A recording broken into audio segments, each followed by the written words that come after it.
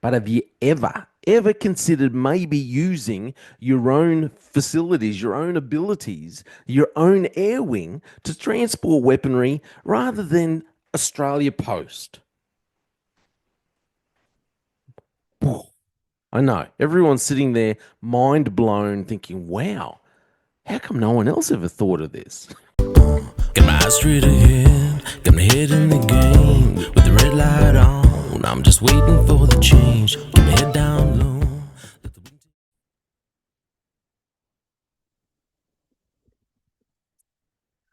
Hi, I'm Jay Fallon. Thank you for listening to the Slippery Slope. Now, okay, some people have accused me of finding joy in stories that don't shine a good light on the Queensland Police Service. Now, really, okay, I take exception to those accusations. I do not find joy in that. So, not since the great chocolate thief saga of Longreach, when the police officers, I'll put that in air quotes, I'm not sure what kind of training that, but anyway, decided that they would do a sting on a fellow officer because he was apparently stealing confectionery from the little club that they had to raise money for the Christmas party or something like that. So they've decided to put up hidden cameras without a search warrant, without getting permission, anything like that. And then not just do all that. They gathered the evidence and then they charged their colleague. Not since not since that story have I seen something, have I heard of something so inept, so stupid. Now, before we watch this video. We're going to watch this video together, and just a plethora of mistakes, ineptitude, poor judgment. Just remind everyone, this is the spiel that the Queensland Police Service put out. Usually, that's what they put out, especially ethical standards, ethical standards unit. You guys, you love this little spiel, in keeping with our commitment to high standards, high st- to keep. Oh, I don't know how they can say it with a straight face. In keeping with our commitment to high standards of behaviour, transparency, and accountability. Remember, they tell you that they want accountability. We have undertaken to inform the public. So, and then they go on, when a member of the service faces serious, whatever. But in keeping with their commitment to high standards of behavior, transparency, and accountability. These people do not want transparency or accountability. And I'm going to prove that. We're all going to see it when you listen to this story that came out. This is on 7 News. Let's check it out together. Just how many silly mistakes. Remember? Transparency. Transparency, except for when they're doing just absolute stupid behavior. Transparency. Check it out. At a post office in Fortitude Valley, an exchange which appears innocent enough. A parcel meant for the local police station is picked up, but although this man is dressed like a detective, he isn't, and he's just walked away with a deadly weapon. Police documents obtained exclusive. But I'm not sure how. Let's just go back here. This man's dressed like a detective. However, he isn't. Now, if you know anything, I'm going to say he must have had some kind of idea. It looks like he's got something in his hand because you're all thinking, I know, you're all standing there thinking, how do you dress like a detective? Well, being a detective 101, you need to wear R.M. Williams boots. You need to wear some tight, dressy slacks. And you need to have a dress button-up shirt tucked in, and walk around like you've got a bit of a stick. I don't know. How else do you dress like a detective? So just go back here. So look, he's there. It's all obviously blurry. He's supposedly dressed like a detective. So apparently, you look at this fella. I'm going to say he must have showed some kind of flashed, some kind of ID. Otherwise, the whole dressed like a detective, anyone who wears slacks, R.M. Williams boots, and tucks their shirt in is dressed like a detective. Though this man is dressed like a detective, he isn't, and he's just walked away with a Did you see that in his hand? It looks like he's flashed some kind of ID right there. If you're watching this on video, hopefully you are. You need to watch this. He's got something in his hand which looks like he is, and I'm gonna, yeah. Anyway, so that's what it looks like happened. isn't, So they're and not he's telling us just the whole walked story. away with a deadly weapon.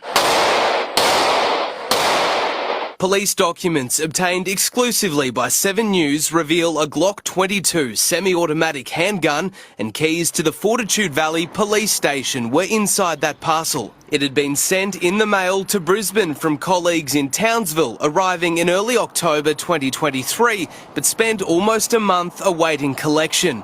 It took police 35 days to flag the firearm as missing. Oh, I think there's a real lack of accountability, and they need to be actually setting an example. And something like this is quite embarrassing for them. The gun was later located at a unit in East Brisbane, and the 48-year-old man who collected it cautioned, not charged, for unlawful possession of a weapon. Former detective from AFP says, what did he say? There seems to be a lack of accountability. And police have gone around. They've gone around. They've found the gun. Somehow they've located the weapon. They haven't charged. They haven't charged the person. Seems very. Oh, remember, they want to keep us all apprised of behaviours, low standards, behaviours, accountability. But someone's gone dressed as a detective, as you do. So he's chucked on a pair of RMs, flashed some kind of ID, I'd say. And then he's got the weapon. And they've found out who's got it, but they haven't bothered charging him. They've just given him a caution. That is strange, very strange. There's more to this story. Police reports show he wasn't asked to sign for the parcel or show ID at the post office, despite not being connected to the QPS. He wasn't charged with stealing. It's an absolute folly. I mean, the person is as guilty as Ned Kelly. I mean, he needs to be locked up. It does look like there's a little bit more underneath the surface to be looked at. The Queen's Oh, a little bit more under the surface. So do you think maybe the Queensland Police Service, in their willingness to be open and transparent, perhaps are not being open and transparent? Maybe. Queensland Police Service says the weapon was sent using registered mail from Townsville to the Valley because of an officer transfer. Security experts are critical of the process. We suddenly make our mail trucks and our mail employees, Australia Post employees, targets for robbery. The Queensland Police Commissioner needs to order a review into the safe distribution of firearms around Queensland. Australia Post says the staff member who handed the parcel over should have checked for ID, but insists police sent the weapon via parcel post, not registered mail, meaning the restricted item wasn't permitted in the first place and a signature wasn't required. Oh, let's handball the blame here to Australia Post. It's all Australia Post fault. They should have asked for ID. Let's overlook the fact that we shouldn't have sent it via this method in the first place. We did everything wrong, but let's blame Australia Post. And then let's drop we're not going to tell anyone why, but for some weird reason, we're going to go around there. We found out where it is, and we're not going to charge the person that's taken it. Police Minister Dan Purdy was contacted for comment but refused, while the Queensland Police Service declined to acknowledge if the incident was reviewed internally or prompted changes to QPS processes. How the man became aware of the parcel's existence remains unclear.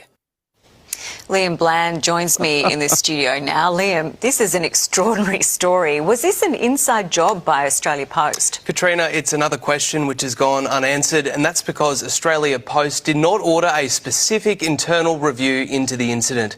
Late today, the Queensland Police Service updated its statement, admitting it did use parcel post and not the more secure registered post. We've asked... Oh, so so apparently when the news organisations, when the media point out that they did not send it the way that they had said initially, then they update their media statement and say, "Oh yeah, sorry, our bad. We didn't do the right thing. What do you know? We weren't open and transparent in the first place, but now we're being open and transparent." Police why and if that's been investigated, as well as why it took a month for officers to even realise the weapon hadn't arrived. We can confirm the Ethical Standards Command is involved. Katrina, its investigation is ongoing. Ethical Standards Unit are involved. Well, we can all we can all rest. We can all rest, and we can all rest and trust that ethical standards, they got standards, all right. They're pretty, yeah. Ethical standards. Ooh, anyway, well, we should all relax because Ethical Standards Unit are all over it. And as you know, they've never screwed up a case before when they're investigating fellow police officers. Never have they done that. No, I mean, there was just that. I did an episode not so long ago about an officer from Road Policing Command who was accused of driving under the influence, and apparently they couldn't even do that properly. But yes, we can all rest assured, confident that Ethical Standards Unit are all over it. There's so many questions there that they don't answer. They don't want it. They keep ducking and weaving. And then when the media bring it up that, hey, this is done the wrong way, then it's like, oh, we'll update our media statement, and we'll admit to this. Now, can I just point out to the Queensland Police Service? Now, just saying, and I know this because I took 1, 2, 3, 4. I lost track of how many flights I actually took on the Queensland Police Service air wing. They have an air wing going from, the ones that I took all the time were from Cairns, and you do the little milk run. You'd go Cairns, you'd land, I think it was took about 45 minutes, you land in Townsville, they do whatever there, then you take off again, and about another 45 minutes to an hour, you'd land in Mackay, you'd do stuff there, pick up some stuff, then you'd go and land in Rockhampton, you'd pick up, I remember once we picked up prisoners who were getting transported to Brisbane. We picked up Queensland Correctional Service officers and prisoners, and then we went to Brisbane. I can't remember if we stopped somewhere in the middle as well. But I'm just want to point out that a government-owned, a police airplane, which always has police officers on said airplane. Have you ever thought of maybe just transporting weaponry via the police air wing?